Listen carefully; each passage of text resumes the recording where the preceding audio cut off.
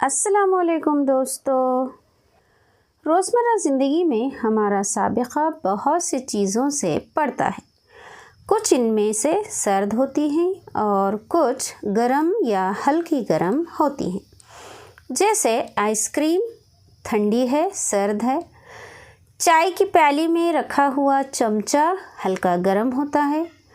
फलों का रस ठंडा होता है और फ्राइंग पैन का दस्ता हल्का गर्म होता है। हम चीज़ों को छूकर इस बात का एहसास करते हैं कि ये ठंडी है या फिर गर्म है, लेकिन हर बार ऐसा नहीं होता। छूने का एहसास सिर्फ चंद चीज़ों के लिए ही लिमिटेड है। अगर ज़्यादा गर्म चीज़ें हम छू लेंगे तो हमारे हाथ जल जाएंगे।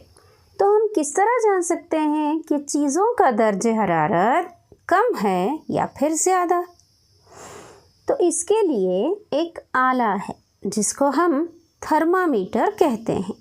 तो आइए आज हम थर्मामीटर के अक़साम और इसको किस तरह इस्तेमाल करना है जानते हैं। वैसे तो थर्मामीटर के बहुत सारी किस्में हैं। 7वीं जमात की साइंस की इकाई हरारत, इसके हवाले से यहाँ पर थर्मामीटर के 2 अक़साम के बारे में तफ़सीलन जानकारी है। पहला है तिब्बी थर्मामीटर या क्लिनिकल थर्मामीटर और दूसरा है तजुर्बागाही थर्मामीटर या लेबोरेटरिकल थर्मामीटर। तिब्बी थर्मामीटर में एक लंबी, तंग और एकसां कांच की ट्यूब होती है। इसके एक सिरे पर एक बल्ब होता है। बल्ब में पारा या मर्क्यूरी होता है।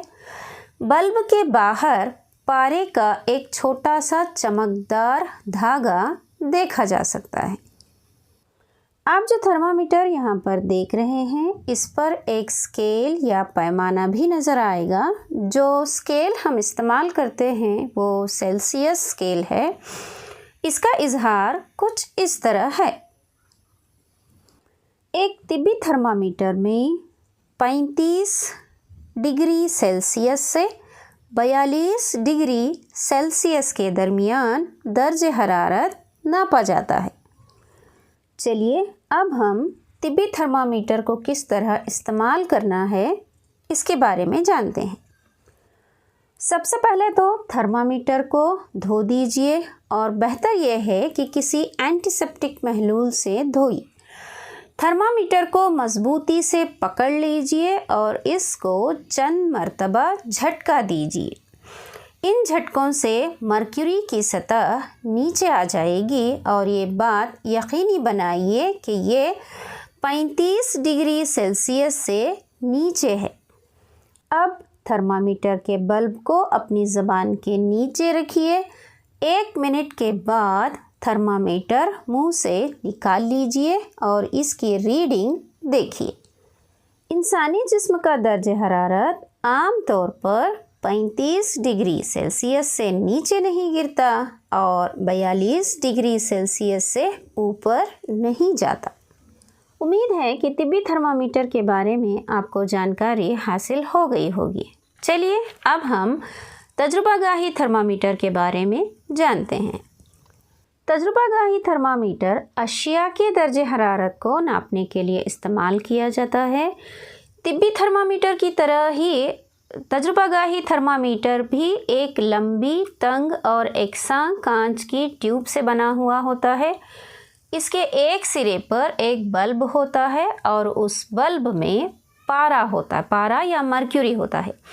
बल्ब के बाहर पारे का एक छोटा सा चमकदार धागा देखा जा सकता है और इसकी रेंज आमतौर पर 10 डिग्री सेल्सियस से 110 डिग्री सेल्सियस तक होती है।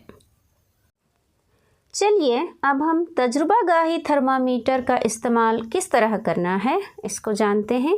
तो इसके लिए हमें एक बीकर या मग की ज़रूरत होगी जिसमें हम थोड़ा सा नीम गर्म पानी ले लेंगे।